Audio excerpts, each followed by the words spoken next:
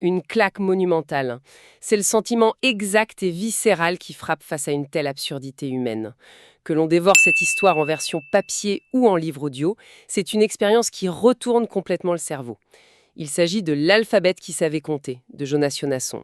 C'est une plongée vertigineuse dans la lutte acharnée de l'intelligence pure contre la bêtise institutionnalisée et la fatalité. Ébouriffant. Tout gravite autour de Nombeko Meyeki, né dans la misère absolue et crasseuse des bidonvilles de Soweto. Et la voici coincée à l'arrière d'un vulgaire camion de pommes de terre, en compagnie du roi de Suède, du Premier ministre et d'une bombe atomique de 58 mégatonnes prête à exploser.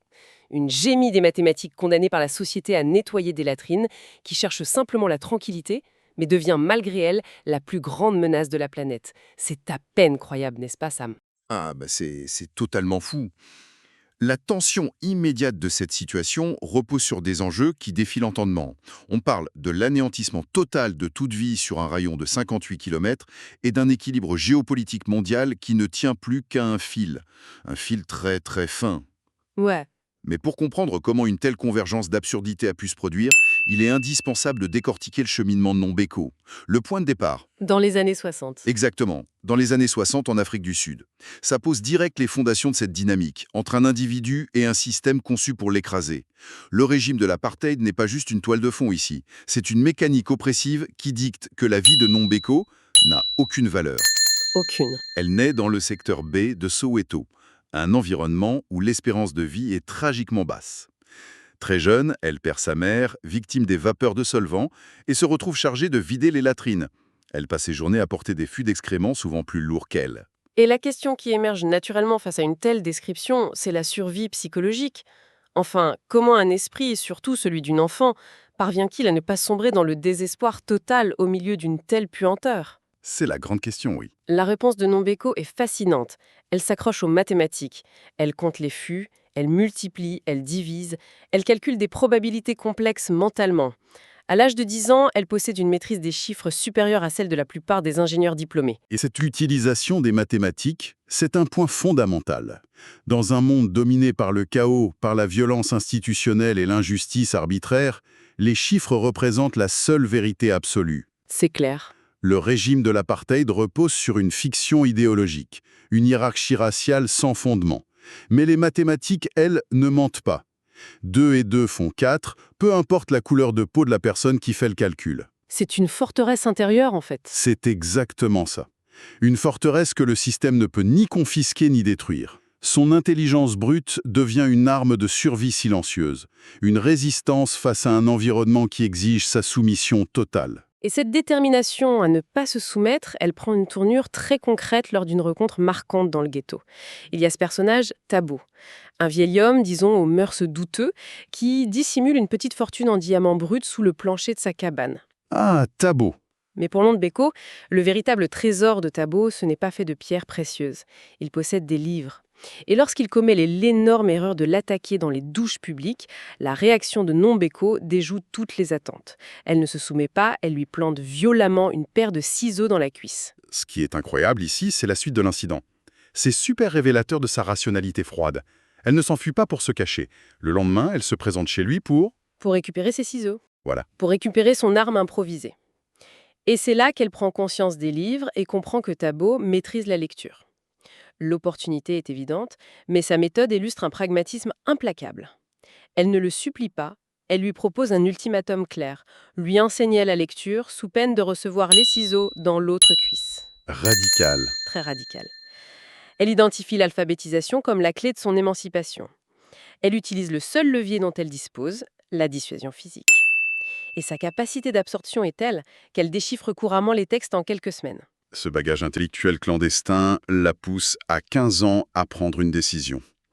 Elle refuse de limiter son horizon aux latrines et décide de se rendre à la Bibliothèque nationale de Johannesburg. Une vraie quête de savoir pur, mais la collision avec la réalité sud-africaine est littérale. Et brutale. Très brutale. Alors qu'elle marche paisiblement sur un trottoir, elle est violemment fauchée par une Opel Admiral. Le conducteur, c'est Engelbrecht van der Westhuizen, un ingénieur blond en état d'ébriété avancée. Et la scène du procès qui s'ensuit est une parodie absolue de justice. Je suis restée stupéfaite par ce passage. Ce procès, c'est une loupe grossissante sur l'injustice institutionnalisée de l'époque. Les faits matériels sont indiscutables. Une jeune fille sobre marche sur un trottoir réservé aux piétons, un conducteur ivre perd le contrôle et l'écrase. La responsabilité est évidente. Dans un monde normal, oui. Exactement.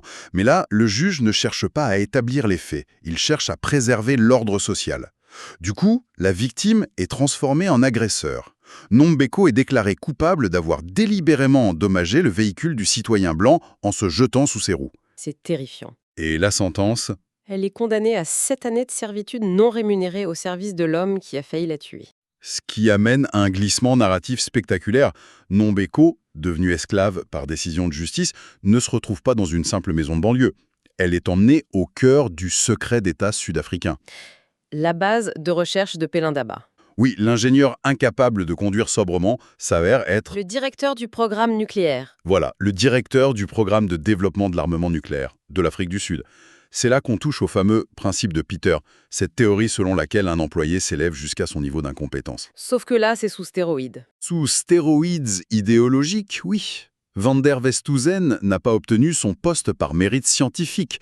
Il l'a eu parce que le système privilégiait l'appartenance raciale et la loyauté politique. Cet homme est un imposteur terrifié. Il passe ses journées à boire du cognac en cachette, incapable de résoudre la moindre équation de physique nucléaire. Le régime a confié la création de l'arme la plus destructrice du monde à un homme qui ne comprend rien à la charge dynamique. Et c'est là que la dynamique s'inverse de manière jubilatoire. Pendant que Nombeko passe la serpillière dans ses bureaux ultra sécurisés, son regard accroche les tableaux noirs remplis de formules erronées. Son cerveau corrige instantanément les absurdités de l'ingénieur. Quand elle commence à lui pointer ses erreurs, l'ingénieur réalise le truc. Il comprend qu'il a la solution sous son toit. Ils se mettent à lui déléguer l'intégralité du travail conceptuel. Nombeko se retrouve à recalculer secrètement tout le programme atomique. C'est l'une des ironies les plus mordantes de l'histoire. L'illusion de la suprématie blanche repose entièrement sur le génie intellectuel d'une jeune femme noire des bidonvilles. Et elle participe à cette supercherie par pur instinct de survie. Elle sait très bien que si le gouvernement découvre la fraude, ils seront tous les deux éliminés. Elle conçoit donc des bombes atomiques pour sauver sa propre peau, produisant 6 ogives nucléaires opérationnelles. Et c'est là que le chaos logistique s'en mêle. Une 7e bombe, totalement officieuse, voit le jour à cause d'une erreur de commande de l'ingénieur. Et pour couronner le tout, on parle d'une bombe de 58 mégatonnes. Ce chiffre est jeté là presque l'air de rien, mais il faut s'y arrêter. Pour contextualiser cette puissance, c'est vertigineux.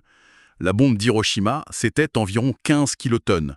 Une arme de 58 mégatonnes, c'est approximativement 3800 fois plus puissant. C'est la Tsar Bomba. On s'en approche, oui. Une explosion qui vaporiserait tout sur un rayon de dizaines de kilomètres. Ce n'est pas une petite arme tactique, c'est un effaceur de métropole, un cauchemar absolu capable de modifier le climat global. Et ce cauchemar se retrouve sans propriétaire légitime. Des agents du Mossad infiltrent le pays et éliminent l'ingénieur. Nombeko est seul, avec des tueurs professionnels et cette 7e bombe sur les bras. Et sa gestion de la crise montre à quel point elle manipule les préjugés. Elle joue la domestique ignorante. Elle négocie un exil vers la Suède, tout en promettant aux agents de leur expédier secrètement l'ogive. Ce qui illustre parfaitement comment les institutions redoutées comme les services de renseignement sont aveuglées par leurs stéréotypes. Ils sous-estiment complètement Nombeko. Mais sont pleins d'érailles à cause d'un autre fléau, l'incompétence logistique. L'histoire de la viande d'antilope. Exactement. Elle avait commandé une caisse de viande d'antilope séchée pour son arrivée en Suède. Par une simple inversion d'étiquette, le colis inoffensif part au Moyen-Orient et la bombe de 58 mégatonnes arrive à Stockholm. L'arrivée en Suède marque une transition vers une toute autre absurdité. On quitte la violence de l'apartheid pour la bureaucratie glaciale européenne. Imaginons la scène. Nombeko, réfugiée, sans papier, ne parlant pas un mot de suédois, ouvre une caisse en pensant y trouver son déjeuner et elle découvre un cylindre métallique contenant l'apocalypse. C'est fou. Ça fait réfléchir sur notre rapport à l'administration. On connaît tous la frustration d'un dossier bloqué pour un formulaire manquant. Mais là, l'objet bloqué dans les rouages, c'est une ogive nucléaire. Et la réponse du système est édifiante. Il ne se passe rien. Le système se paralyse. Nombeko tente d'alerter les autorités, d'appeler le gouvernement. Mais comment une femme avec son profil peut-elle convaincre un standard téléphonique qu'elle a une arme de destruction massive? Bonjour, j'ai une bombe atomique dans mon salon. C'est ça. Les institutions modernes gèrent des procédures normées. Elles sont incapables de gérer une anomalie de cette ampleur. Le gouvernement rejette l'information car elle ne rentre dans aucune case. Elle se heurte à un mur d'incrédulité, rendant la menace infiniment plus dangereuse par simple négligence. Et c'est au cœur de cette invisibilité administrative qu'elle trouve son allié le plus inattendu. En cherchant une solution pour stocker sa caisse, elle rencontre Holger. Enfin, Holger II. Son histoire est une critique féroce de la société moderne. Son père, un fanatique anti-monarchiste, a eu des jumeaux. Et pour tromper le système, il n'en a déclaré qu'un seul à l'état civil. Holger I. Le concept de Holger II est sociologiquement fascinant. Il est physiquement là, mais administrativement inexistant. Pas de numéro de sécu, pas d'école, pas d'existence légale. Un fantôme étatique. Le rapprochement avec Nombeko est d'une logique implacable. Ils forment l'alliance des invisibles. L'une est ignorée par racisme, l'autre effacée par la bureaucratie. Ils partagent cet espace hors radar. Et c'est dans cette marge qu'ils tentent, pendant des décennies, de gérer un problème de sécurité nationale absolu. Marginal, leur colocation se transforme en un asile de fous à ciel ouvert. Autour de cette arme nucléaire, on a Holger I, le frère officiellement reconnu, un idiot fini qui veut abolir la royauté. Il amène sa petite amie, Célestine. Son trait principal, Une colère perpétuelle et omnidirectionnelle. elle est en colère contre tout. Contre tout. Le nucléaire, le pétrole, les éoliennes, le pont du Danemark et même les éleveurs de visons. Sans oublier les 3 sœurs chinoises, spécialistes en contrefaçon, qui rejoignent le groupe sans rien comprendre à la géographie européenne. Ces personnages secondaires servent un but précis, amplifier le chaos. Nombeko, hautement rationnelle, avec le pouvoir de vitrifier la Scandinavie, devient médiatrice dans des disputes domestiques ridicules. Le contraste entre l'enjeu apocalyptique et la mesquinerie des conflits souligne notre capacité à ignorer les vraies menaces pour se concentrer sur des bêtises. Et le summum du burlesque et tatar pour la géopolitique mondiale débarque dans cet appartement. Les agents du Mossad localisent enfin la bombe, ils lancent une infiltration digne de Mission Impossible. Un agent saute d'un hélicoptère en pleine nuit pour passer par le toit. Sauf qu'au lieu d'une confrontation tactique létale, le toit pourri cède et il s'écrase lamentablement sur une montagne de dizaines de milliers d'oreillers de récupération amassés par Holger II. J'adore ce passage. C'est l'illustration parfaite du ridicule de l'illusion de contrôle des grandes puissances. La technologie militaire, l'élite stratégique, tout s'échoue sur la réalité désordonnée de ces marginaux. La géopolitique est vaincue par une montagne d'oreillers usagés. Mais cette bulle finit inévitablement par éclater. Le fragile équilibre de la colocation vole en éclats quand Holger I et Célestine découvrent le vrai contenu de la caisse. Pour un obsédé de la destruction de la monarchie, une bombe de 58 mégatonnes, c'est l'outil de chantage ultime. Il échafaude un plan délirant pour prendre le gouvernement en otage et forcer l'abdication du roi. C'est le point de bascule, la menace passive devient active, le problème de stockage devient une crise aiguë, et l'incompétence de Holger I garantit que ça dégénère à une vitesse fulgurante. Le chantage capote, entraînant des enlèvements improvisés et une fuite chaotique. Ce qui nous ramène inexorablement à l'image du début. La mécanique de la catastrophe précipite tous ces acteurs dans un camion de pommes de terre lancé à pleine vitesse sur les routes de la campagne suédoise. À l'intérieur, la tension est irrespirable. Nombeko, l'esprit brillant, Holger II, l'homme inexistant, Holger I, le preneur d'otages dépassé, et Célestine, l'enragé. Et surtout, leurs prisonniers. Le roi de Suède en personne et son premier ministre, arrachés à leurs fonctions. Et au milieu, la bombe nucléaire dont le mécanisme est compromis. Et à l'extérieur du véhicule, c'est l'effondrement total de l'appareil d'État. La police, l'armée, les services secrets, tout le monde est mobilisé dans une panique aveugle. Le compte à rebours est lancé. La moindre secousse pourrait déclencher une réaction en chaîne et effacer la majeure partie de la Scandinavie. C'est le sommet du suspense. L'équation semble impossible à résoudre.